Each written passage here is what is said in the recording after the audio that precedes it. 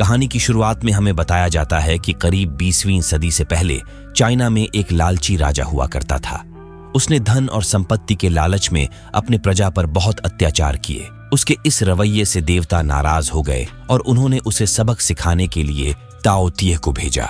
गऊ पर्वत पर आसमान से एक उल्का पिंड आकर गिरा, जिससे वो पूरा पर्वत हरा हो गया और उसमें से ताओ तिये बाहर आने लगे। उस दिन से हर 60 सालों में ताओ तिये उत्तरी चीन में एक बार आतंक मचाने जरूर आते हैं। अब प्रेजेंट डे में हमें चाइना के एक रेगिस्तान को दिखाया जाता है, जहां पर कुछ चाइनीज लुटेरे यूरोपियन व्यापारियों को लुटने के लिए उनका पीछा कर रहे थे। मगर ये व्यापारी विलियम और पेरो, जो कि लंगोटिया यार थे, वो किसी तरह उनको चकमा देकर बच निकलते हैं। अब रात को ये एक गुफा के अंदर डेरा जमाते हैं, जहां पर हमें पता चलता है कि ये किसी काले पाउडर की खोज में निकले हैं। दरअसल इस समय बारूद के बारे में ज्यादा कुछ कोई जानता नहीं था। बारूद को ये काला पाउडर के नाम से पुकारते थे। युद्ध में ये काला पाउडर गेम चेंजर साबित हो सकता था, इसीलिए ये चाइना काले पाउडर की तलाश में आए थे। अपने मंसूबे को साकार करने के लिए ये अभी कल की प्लानिंग कर ही रहे होते हैं, तभी कोई जानवर इनके एक साथी को उठा ले जाता है। विलियम और पेरो तुरंत सतर्क हो जाते हैं। तभी अचानक वो जानवर विलियम पर हमला करता है। उन दोनों की लड़ाई में विलियम उस जानवर का एक हाथ काट देता है। वो अंधेरे में उस जानवर को देख तो नहीं पाते, लेकिन उसका कटा हुआ हाथ देख इनके होश उड़ जाते हैं। विलियम को जानना था कि उनका सामना किस जानवर से हुआ था, इसीलिए वो हाथ को साथ रख लेता है।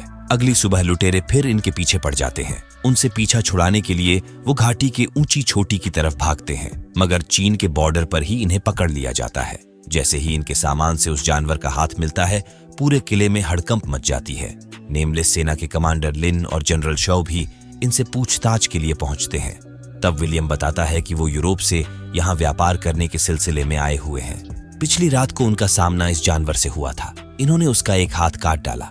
ये सुन सब हैरान हुए कि कोई आम से दिखने वाले व्यापारी उन आदमखोर जानवरों का सामना कैसे कर सकते हैं। शक होते ही कमांडर लिन इनके वेशभूषे को चेक करती है, जिससे पता चल जाता है कि ये कोई व्यापारी नहीं बल्कि सोल्जर्स हैं। तभी इन पर ताओ टी की सेना का हमला हो जाता है। दरअसल ये वही जानवर थे जिनसे पिछली रात विलियम का सामना हुआ था। हड़बड़ाहट के मारे जेल की चाबी नहीं मिलती तो ये विलियम और पेरो को भी मोर्चाबंदी वाले जगह पर ले जाते हैं। ये विशाल चीन की दीवार ताओ तिये की सेना को रोकने के लिए ही बनाई गई थी। इनके पास लाखों की सेना और अत्याधुनिक हथियार थे, जिनसे उन पर पत्थर के गोले और तीर बरसाए जाते हैं। उन्हें दीवार के इस पार आने से रोका जाता है, क्योंकि जिस दिन ताओ तिये की सेना दीवार को पार कर गई, उस दिन चाइना में कयामत आ जाएगी।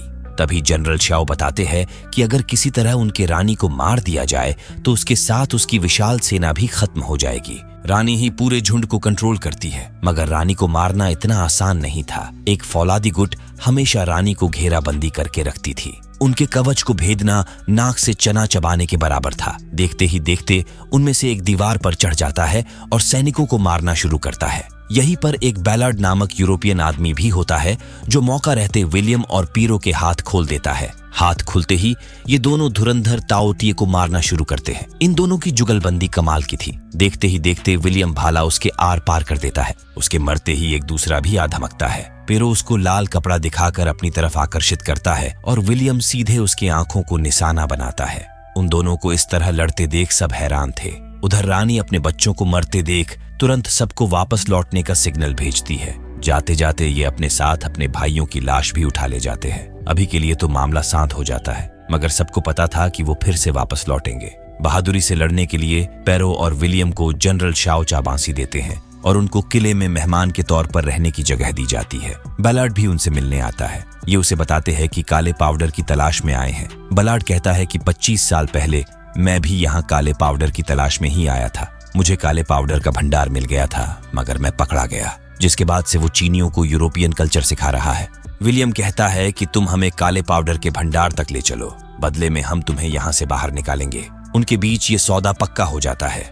नेमलेस के इस किले से 80 किलोमीटर दूर चीन के राजा का महल और उनकी 8 लाख प्रजा रहती है। उनकी सुरक्षा के लिए ही यहाँ सारा कुछ तामझाम हो रहा होता है। उसी रात एक ताओ तिये दीवार पर चढ़कर पहरेदारों को मार डालता है। जनरल शाओ तुरंत अपनी सेना लेकर वहां पहुंचते हैं। अगले ही पल वो इन पर भी हमला कर देता है, जिसके चपेट में आकर जनरल बुरी तरह से घायल हो जाते हैं और मरते वक्त लिन को नेमलेस सेना का जनरल घोषित करते हैं। अगले शाम राजा के दरबार से एक आदमी 900 साल पुराना सैन्य दस्तावेज लेकर यहाँ आया होता है। इस दस्तावेज में लिखा गया था कि ताओ टी एक नायाब पत्थर के संपर्क में आकर बहरे और शांत हो जाते हैं। 900 साल पहले उस पत्थर की मदद से ही उन पर जीत हासिल हुई थी। वैसा ही पत्थर विलियम के पास भी था। उनका मानना था कि इस पत्थर की वजह से ही वो ताओ टी को इतनी आसानी से मार पाया। विलियम कहता है कि ये तो बस एक मामूली चुंबक है जिसे कंपास बनाने के लिए रखा था। चुंबक से ताओ टी को कंट्रोल किया जा सकता है, ये जानने के लिए एक ताओ टी को पकड़ने की जरूरत थी, जिसका उपाय विलियम उनको बताता है। उसके कहे मुताबिक एक ऐसा मजबूत भाला तैयार किया जाता है जो लगने के बाद उनके हड्डियों में फंस जाए और नशीली दवा का असर होते ही वो बेहोश हो जाए। अगले दिन फील्डिंग बैठाकर ये उनके आने का इंतजार करने लगते हैं। तो वहीं पीरो विलियम को लेकर बहुत गुस्से में था, क्योंकि यहाँ से भागने का यही सुनहरा मौका था और वो चीनियों की मदद करने में जुटा था। देखते ही देखते ताओ टी की सेना इन पर हमला कर देती है। ये भी बनाए हुए नए भालों से उन पर प्रहार करते हैं, जिसके चपेट में आके कई सारे ताओ टी फंस तो जाते हैं, मगर एक दूसरे की मदद करके निकल भी जाते हैं। आखिरी वाली जंजीर भी छूटने के कगार पर होती है। उससे पहले ही विलियम जंजीर के सहारे नीचे उतरता है, जो कि उसकी सबसे बड़ी भूल थी। अगर पीरो सही टाइम पर उसे बचाने नहीं आता तो शायद उसकी कहानी यहीं खत्म हो जाती। ऊपर से कमांडर लिन भी काले पाउडर का गोला दागकर घेराबंदी करती है और ये नीचे के रास्ते ताओ टी को लेकर बच निकलते हैं, जिसके बाद उसे एक लोहे के मजबूत पिंजड़े में कैद कर चुंबक उसके करीब ले जाया जाता है। चुंबक के संपर्क में आते ही वो शांत होकर बेहोश हो जाता है। यानी जो तरकीब उस सैन्य दस्तावेज में लिखा था वो बिल्कुल सही था। राजा का वो आदमी इस ताओ टी को अपने साथ लेकर राज्य महल की ओर चल देता है। वहीं अब इन्हें ताओ टी की ताकत का तोड़ मिल चुका था, इसलिए ये रातों रात सेना लेकर उस पर्वत की गुफा में पहुंचते हैं। लेकिन बड़ी ही ताज्जुब की बात थी, उन्हें गुफा के अंदर एक भी ताओ टी नहीं दिखा। उनका अनुमान था कि ये दीवार को पार कर शहर में घुस चुके हैं। दूसरी तरफ बैलार्ड और पीरो इस मौके का फायदा उठाकर किले के हथियार घर से बारूद हासिल कर लेते हैं। तभी विलियम आता है और वो पेरो को समझाने की कोशिश करता है कि वो ताओ टी की सेना से निपटने के बाद भी ये काम कर सकते हैं, लेकिन ये उसको बेहोश कर बारूद लेकर निकल जाते हैं। घाटी में इनको रास्ता समझ नहीं आ रहा होता तो पेरो ऊंचाई पर चढ़कर रास्ता देखने जाता है। इतने में मौका मिलते ही बैलार्ड बारूद और घोड़ों को लेकर फरार हो जाता है। उधर जैसे ही चोरी की खबर मिलती है, विलियम को बंदी बना लिया जाता है। तब विलियम बताता है कि इस चोरी में उसका कोई हाथ नहीं, वो उनको रोकने की कोशिश कर रहा था, लेकिन वो उसे बेहोश करके निकल गए। एक सैनिक ने विलियम को उनको रोकते हुए देखा था, इसीलिए उसको कड़ी सजा न देकर जेल में डाल दिया जाता है। वहीं ताओ टी की सेना अब शहर में प्रवेश कर चुकी थी। जनरल लिन अपने साथ बारूद का ढेर लेकर ताओ टी के रानी को मारने बैलून के सहारे शहर की तरफ चल देती है।